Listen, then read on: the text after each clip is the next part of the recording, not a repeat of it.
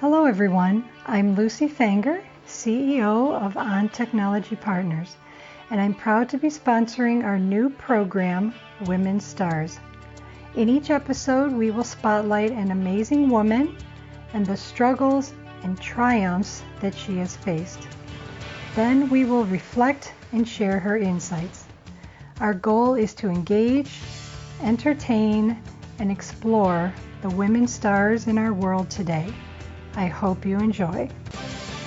I want to thank all of you for listening today. My name is Shanti Harkness, and I'm the Media Manager for On Technology Partners, a woman-owned company addressing cybersecurity and risk. As a woman-owned business for 30 years, we wanted to share the stories of women and the struggles, triumphs, and reflections they face. This is why we started Women STaRs. Today, we'll be talking with Emily Wildman. Emily, thank you so much for taking the time to speak with me today. Thanks for having me. So just a little icebreaker question before we begin. Tell us something that others may not know about you or something exciting about yourself. Well, I would say the most exciting thing for me that's recently got married in September. Congratulations. Thank you. It wasn't the best year to get married, but we pulled it off. Yeah. My mother actually just got married in October.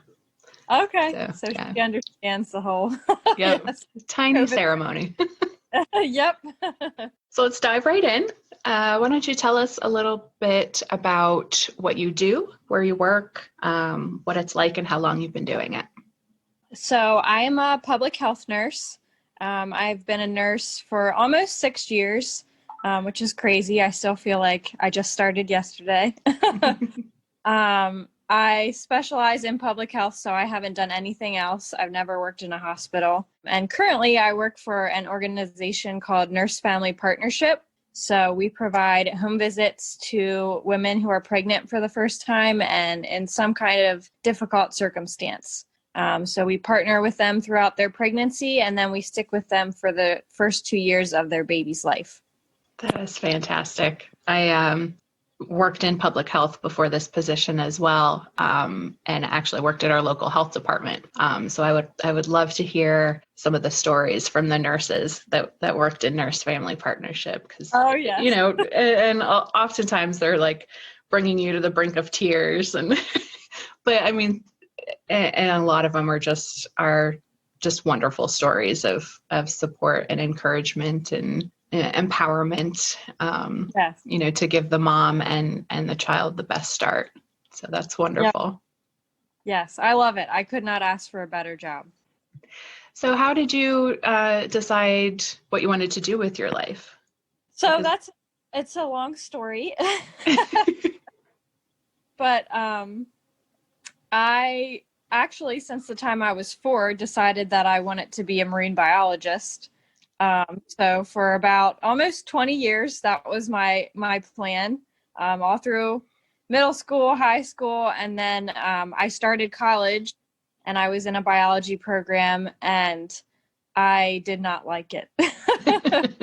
So I started exploring some other options, and I had shadowed someone on a pediatric floor in a hospital, and the light bulb just went off and I was like, why did I never think of nursing? But it was very hard to let go of my 20-year dream, because I still, I'm definitely an animal lover. But I ended up, the summer before I went to nursing school, I ended up going to Uganda and visiting a children's hospital there. And that just sealed the deal for me. Oh, wow. There was no looking back after that moment. So how exciting. Yes. Yeah, and I started nursing school, and it was bliss. It was very hard, of course. But, I don't think I've ever heard anybody describe nursing school as bliss.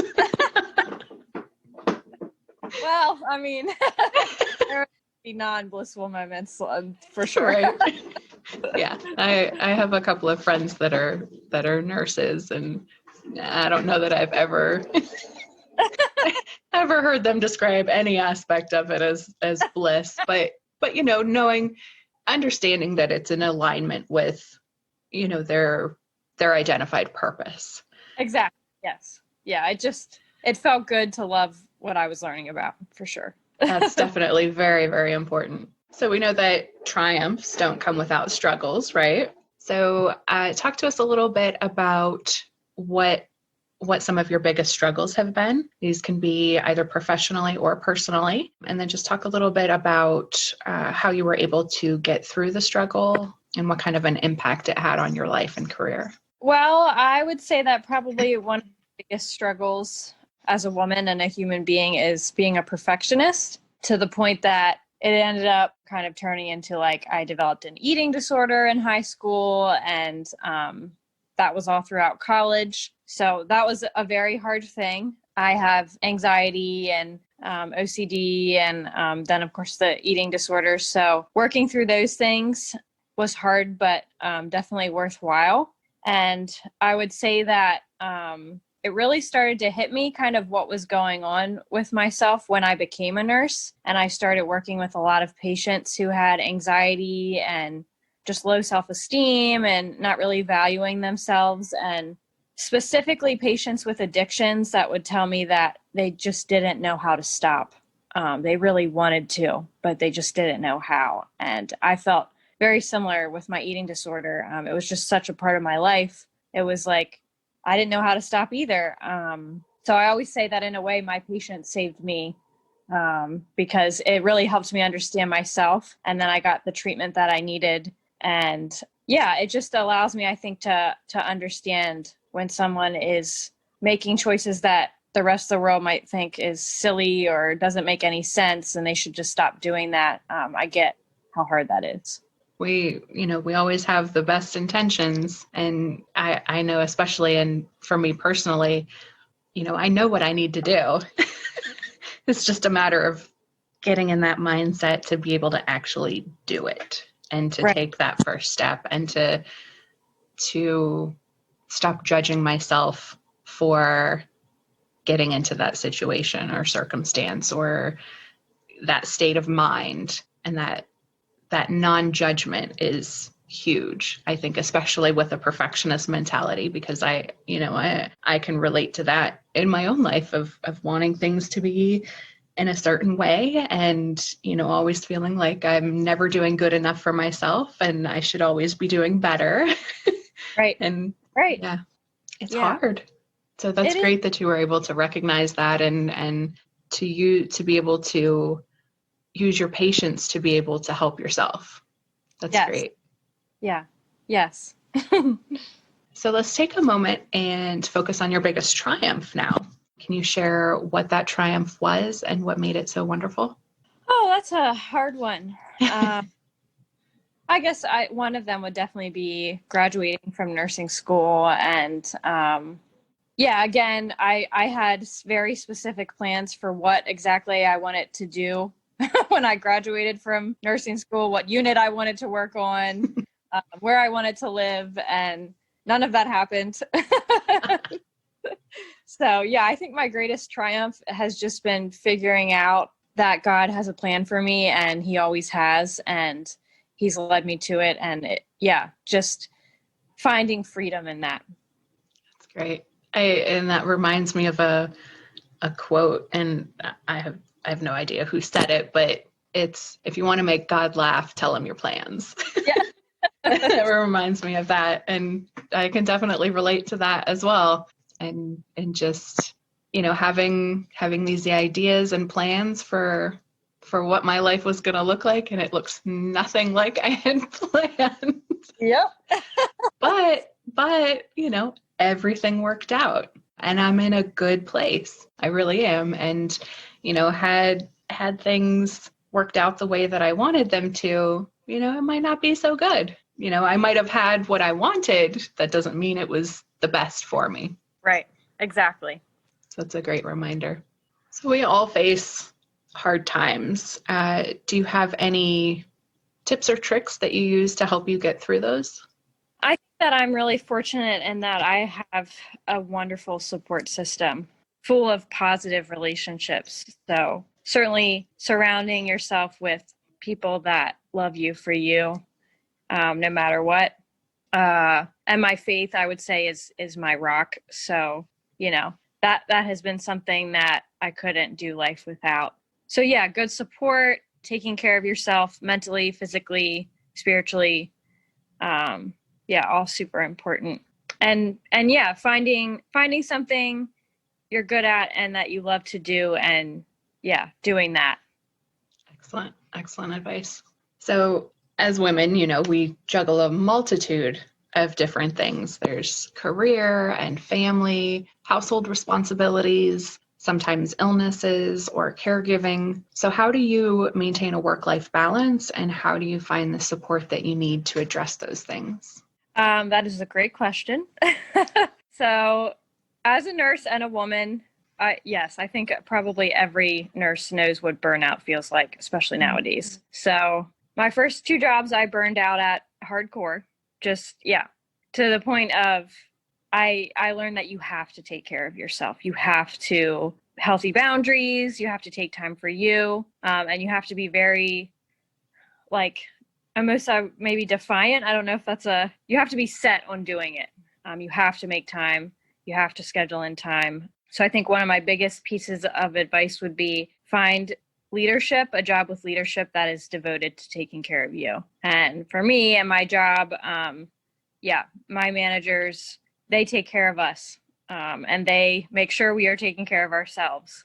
So having that has definitely changed my career and has allowed me to have way less burnout. And also support at home. My husband, my family, they're always checking in. And if they see me working overtime, they're like, oh, are you working right now?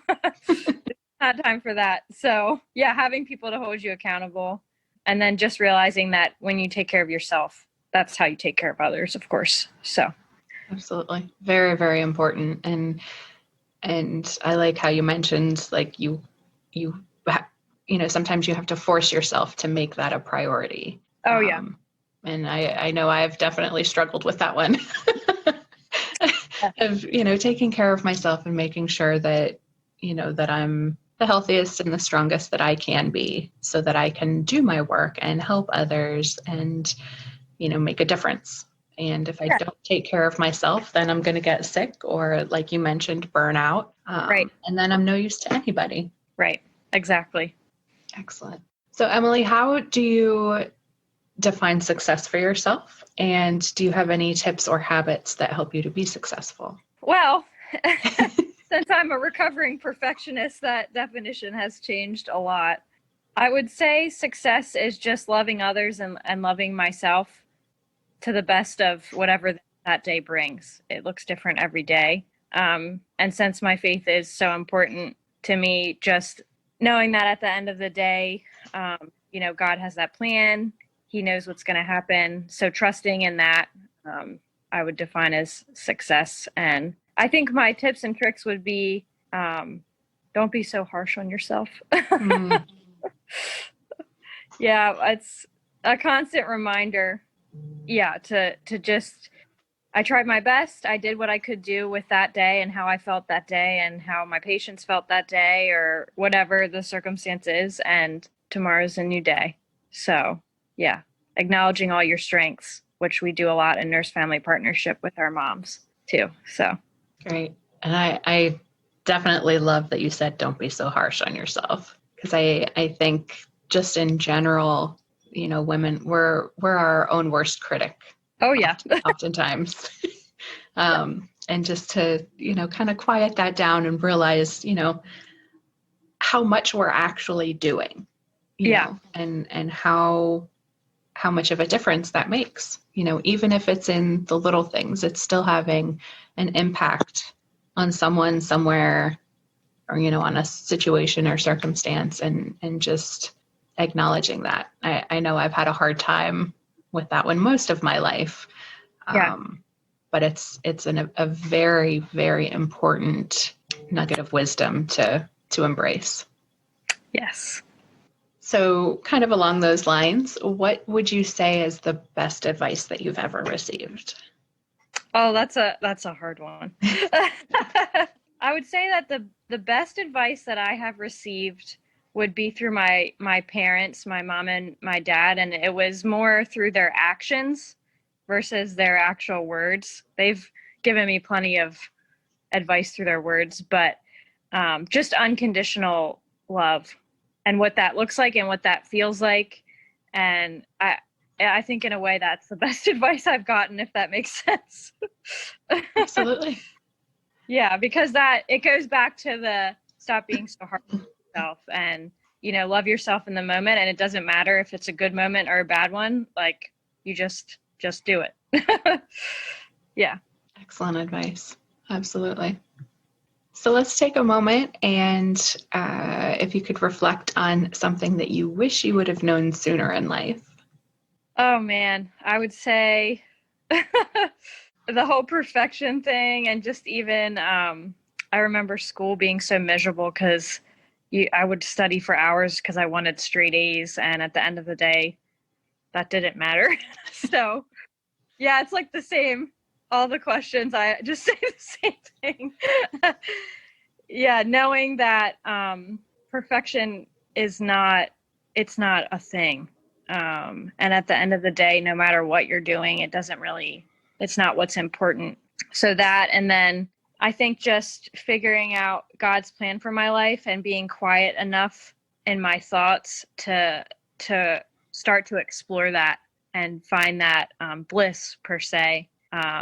Yeah, I think it all happened at the right time. I don't have any regrets, but I would have saved myself a lot of stress and unneeded pressure. Absolutely. Yeah. Exploring what you love and knowing that that's okay if it changes. If you feel led to do something different, or you have that, I think women have such a good, deep gut instinct, just following that. Yeah. And I'm sure so many people can relate to that about following your gut and, really observing what happens when you don't versus when you do. Yeah. And I know for me, it's always a big difference. Something terrible is usually happening when I don't listen to my gut, Right. telling me that, oh, maybe you should take a closer look at, XYZ or, whatever Right. it might be. And I ignore that little voice, or I ignore that feeling in the pit of my stomach. And it never ends up turning out well. So I have definitely sharpened that skill, if you will, of listening to that little Yes. inner voice or that feeling in your gut. Right. Excellent words of advice. So along those lines of advice, what advice would you give to young women beginning their careers? Take time for you. Yeah, and explore what you love and find what you love, but also remember that at the end of the day, loving you is really important. Whether you're a career woman or you stay at home, you have kids, you don't have kids, at the end of the day, just realizing how important you are. Yeah, that would be my advice. Excellent advice. I know we often forget how important we actually are. So that's definitely a nugget of wisdom right there to remember. So Emily, if somebody wanted to get in contact with you, how would they get in touch with you? My email Okay. is probably the best way. And would you share your email? Sure. It's emnix1689@gmail.com. Thank you. Any other pearls of wisdom that you would like to share before we wrap up our lovely discussion? No, I think I'm all wisdomed out. Wisdomed out. Okay. Well, Emily, it has been an absolute joy speaking with you this morning. Thank you again for taking the time to speak with me. Yeah, thank you for interviewing me, and thank you for being devoted to taking care of women. Absolutely. So On Technology Partners wants to thank you for joining us on this episode of Women STaRs. If you'd like to nominate a businesswoman to be interviewed for Women STaRs, please email their contact information and your reason for nominating them to stars@ontechpartners.com. My name is Shanti Harkness. Until next time, have a great day. Thank you for joining us on today's journey. Remember, you are all Women STaRs. If you wish to learn more about our Women STaRs program or want to be a guest on our show, contact us at stars@ontechpartners.com. And thank you to On Technology Partners for helping me make this program a reality. Remember, we at On Technology Partners want to help you protect your team from hackers. To learn more about our cybersecurity services, go to ontechnologypartners.com.